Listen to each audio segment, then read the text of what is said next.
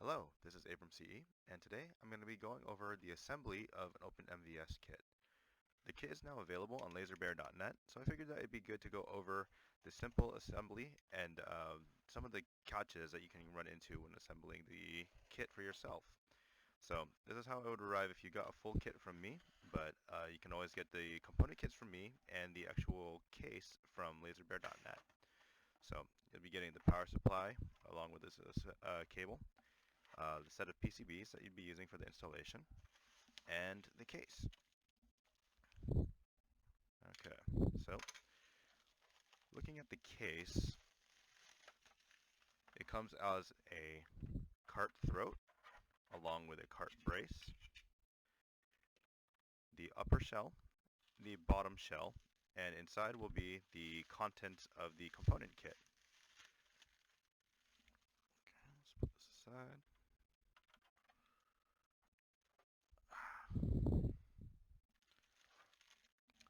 So inside of this kit here, we have the screws, all of the wires that would be used for the build, along with the acrylic piece, the battery holder, and the rubber feet.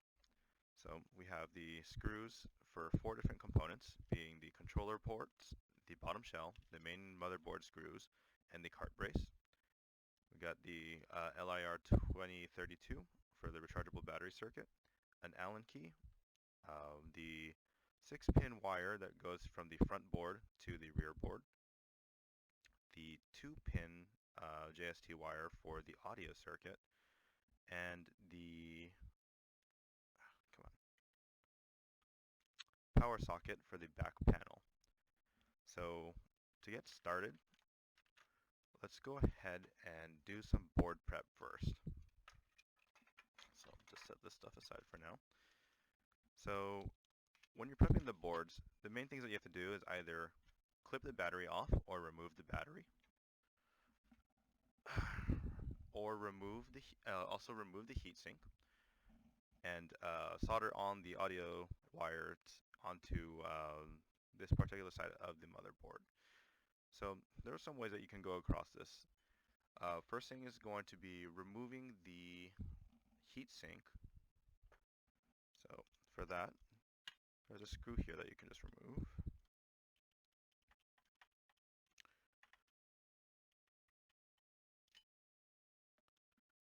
And you're given two options actually. You can either hit this with a soldering iron to loosen these points up and slowly wiggle it out, or if you have a pair of flush cutters, you can actually just snip it off directly and just break the solder points that way.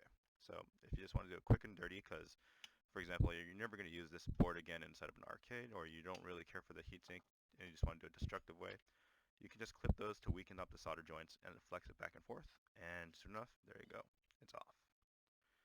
Same thing with the battery socket. You can actually go underneath here, heat up the individual solder pads and slowly loosen it up, or clip the legs, or just break it off. Because in this case, we're not going to be doing anything in this particular area, so it's not really important to salvage the battery. All we really care about is getting it off quickly and without really damaging any of the components in the area. Okay, so this is the main motherboard. Just fold down the, what's it called? The op amp that's already attached to the board. We're not going to be really worrying about that. These shouldn't get in the way. You can flush cut them if you really want to. In most cases, they will just come off with the heatsink. So there we go. So now the motherboard is ready to have the battery socket installed as well as the audio wires. So let's go ahead and get my soldering iron here. Get it warmed up. Okay, so for this particular kit, we like to just scratch off some of the solder mask and solder the ground portion of the battery directly onto that exposed ground plane rather than having to worry about manipulating the battery socket to fit nicely on the pads or to use some sort of PCB to open it up. So let's see. Let's grab some solder.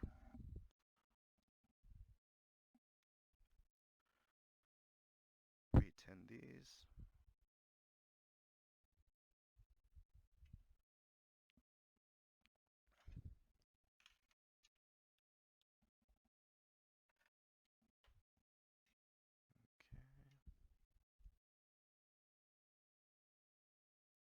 Get the ground plane on.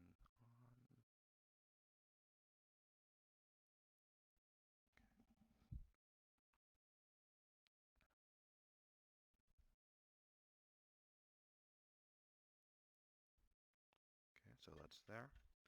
Next, we're going to tap into the audio. Yeah, you can use wire cutters or wire strippers if you really want to. These are brittle enough that you can easily just like pinch it and pull off the end of the insulation. After that, just tin those a little bit before you attach it to the motherboard.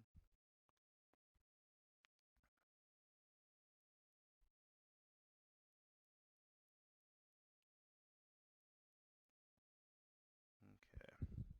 Add some fresh solder onto the 2 tapping points that are going to be used.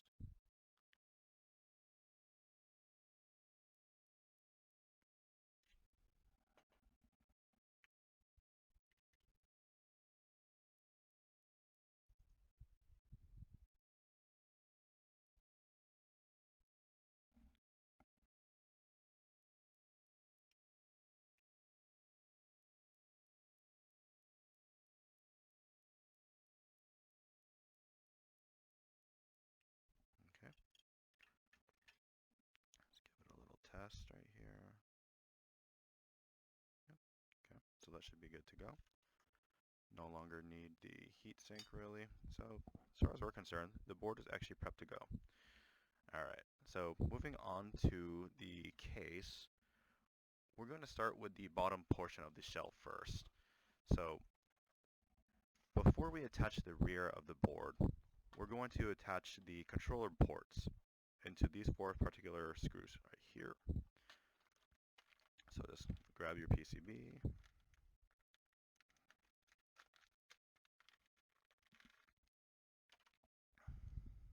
Okay. This should be able to fit in here pretty snugly. There we go.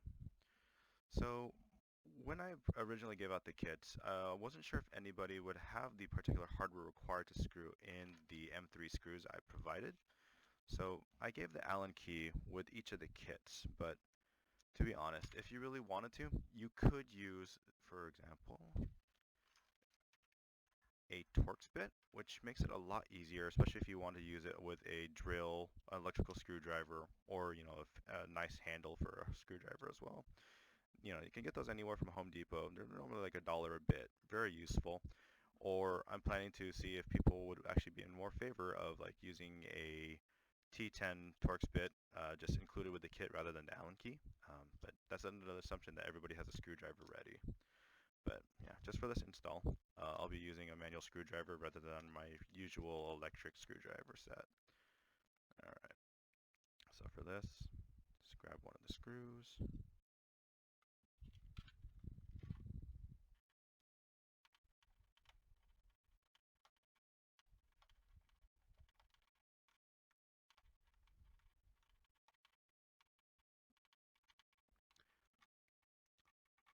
So the Allen key that I'm providing with the kits is a 2.5mm Allen key, which is the equivalent of either a 3/32 hex bit or a T10 Torx bit.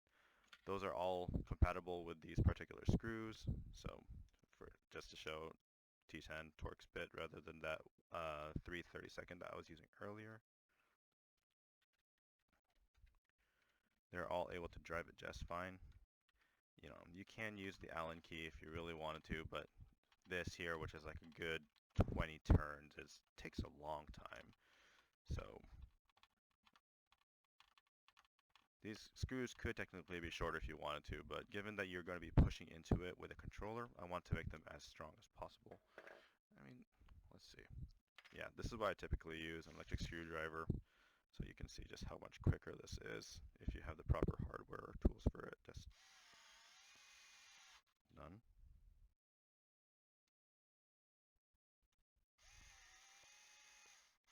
Done. Alright. So we have have the front board assembled, inside the kit there should be your LED along with the light pipe. So now that we got that ready, we can easily just take the LED out and have that wired in.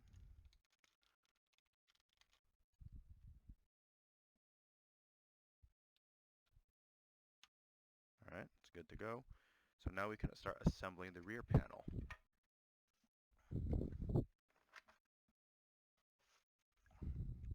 So for the rear panel, you got the AV port as well as the power socket.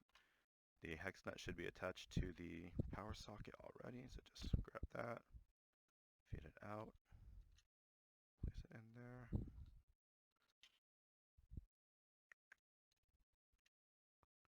And tighten.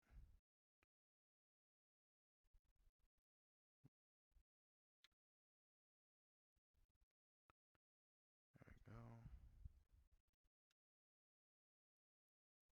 Nice and tight, not going to move anywhere.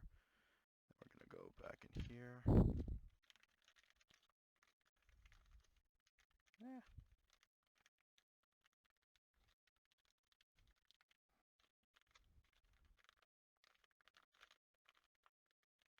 Yeah. Okay.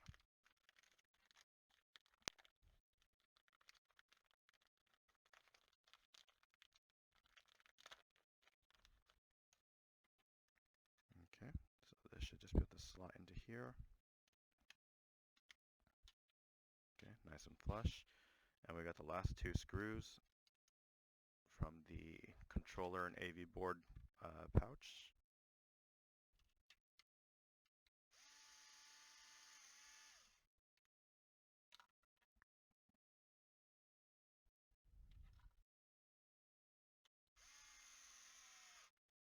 Alright, that's not going anywhere. We can just pop that in here. Alright, so inside the bottom shell we actually included 5 screws, 4 for individual corners and then 1 to actually use for the center brace. That just retains the back panel there so that you don't have to worry about it popping out whenever you're worrying about wiring or getting the motherboard in there. So let's go ahead and do that now. Oop. There you go. You can see the screw popping out through there. So now this is a solid piece. You can go ahead and connect these now, as well as the 6-pin cable going from the front board to the rear board.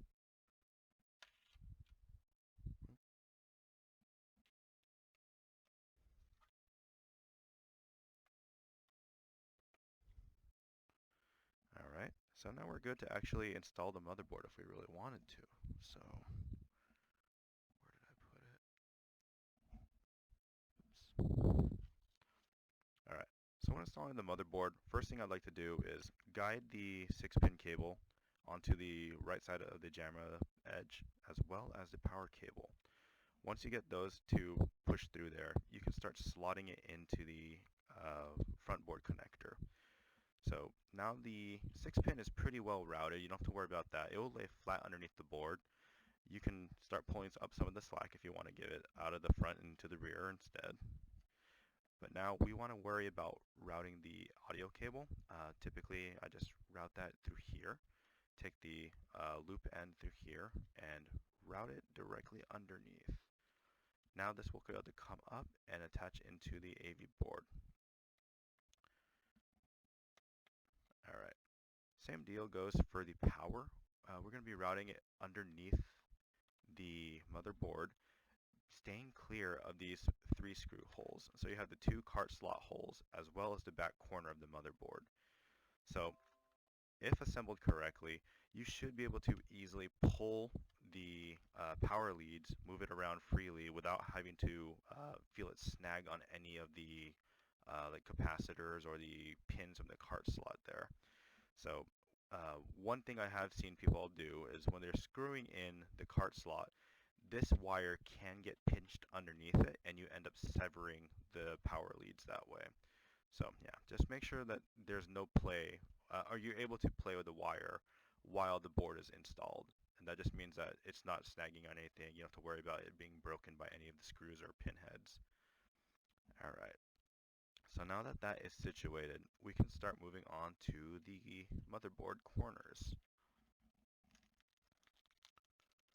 Okay, so typically I like to align the back corners first, because those don't really have any play.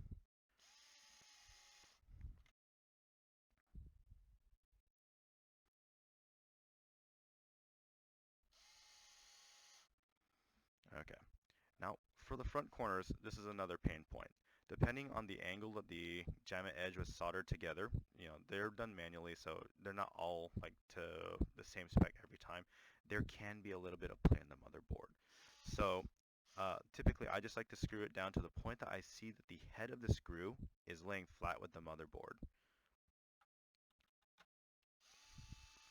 Unfortunately, when you do that, there can still be a gap underneath the motherboard, but that's fine because it's being retained in place by the 4 screws in the controller ports. But you can see that if I were to continue screwing this, you actually get to the point that you will be bending down the motherboard, and that can be particularly bad for like the connections around the BRAM area, and especially it can cause a little bit of strain on the JAMA edge. So just try to avoid that.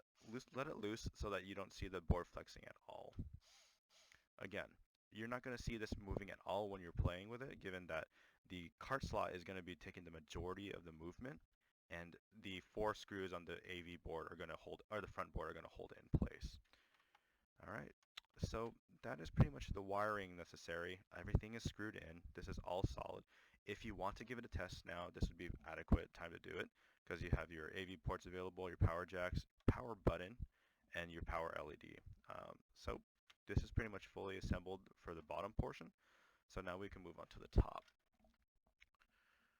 All right, so for the top, we have the OMVS logo here. So just put it face down, and now you have your acrylic sheet.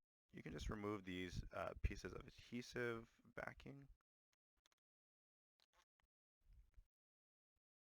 And these 2 top pieces should go straddling the diamond on top, and the bottom piece should be able to fit underneath the logo that you have on the bottom of the case. So if you have a blank case, it doesn't really matter, but yeah, if you are savvy enough on it, you can just pull the model off Tinkercad, Thingiverse, throw in the Tinkercad, and come up with your own custom logo if you really wanted to. All right, so just line it up, have the center on the triangle, and press it down. Flip it over and give it a look. All right, looks good. There's still some stuff I have to clean out a little bit, but otherwise that looks good to go. Okay, so we can assemble the kit now.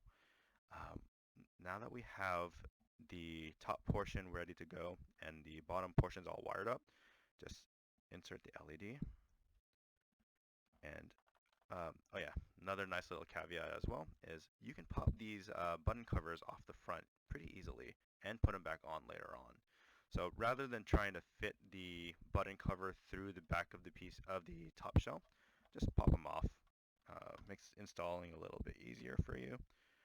Less manipulation required. So once I have those, the front portion of the board surrounded by the buttons, then we come to the rear and just try to line it up over the grooves here. You can push the sides outwards a little bit to give it a little bit more slack, but yeah, it should go down pretty easily. There we go. So just take a look at the front. Front looks good. Just take one of the buttons and pop it in just for a test fit.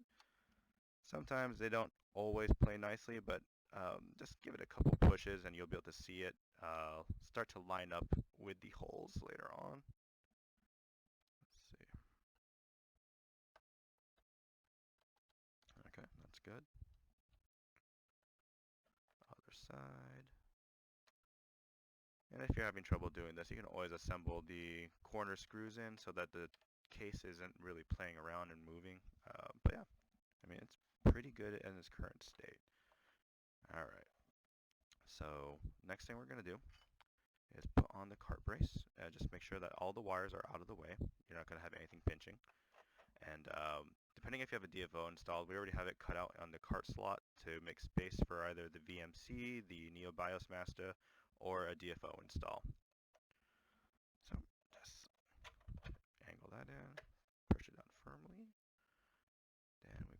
cart brace and drop that on top. Alright, so for the top portion we have the 4 cart brace screws, so that can go on now.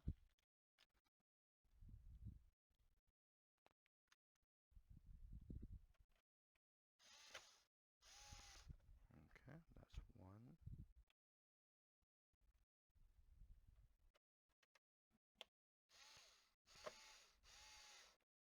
2. 3.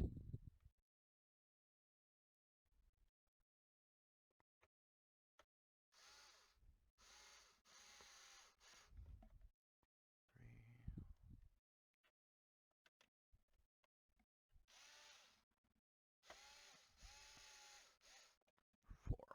Okay. Last portion. Oh, I actually did forget to install the battery, but that's fine. We can always go back and do that later. This is just showing how to assemble the case. Okay, so it looks like I forgot to pop these out. This is fine. It's just some support material to make sure that the print retains the holes and spacing around it. So there we go, just pop those out. Okay, so do back corner first. Okay, click.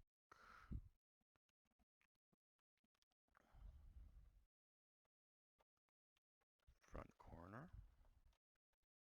Oop, come on.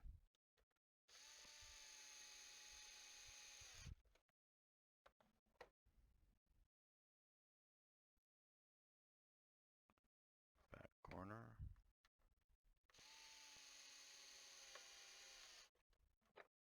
And front corner.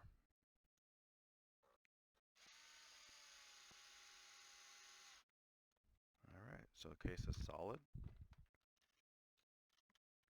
Oh, right here. Rubber feet, if you really want it. They're pretty nice and grippy, so you don't have to worry about it moving if you have it like on a glass surface or an entertainment unit.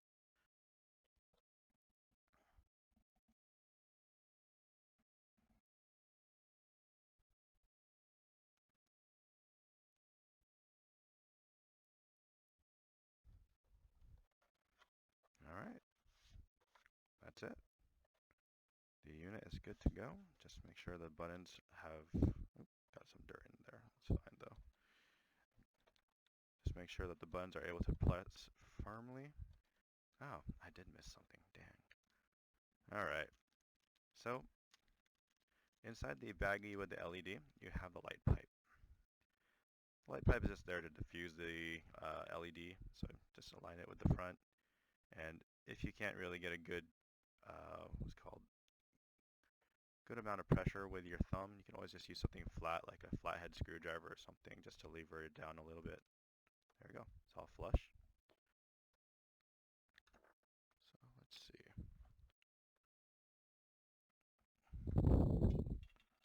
Let's grab a 5-volt line and make sure it's all wired up. Yep, it's good to go. Alright, thank you guys for watching. Just let me know if there's any questions. Hopefully this will help some people out and avoid some of the problems like severing your wires. I mean, I'm glad that more people are getting this into their hands. Hopefully we're able to keep a steady supply of the component kits going out the door, and more people are able to order through LaserBear. But yeah, I mean, I'm more than happy to answer any questions. Shoot me an email. Visit tightalk.org if you have any other questions or want to get another component kit. I'm happy to provide anything. All right. Thanks, guys.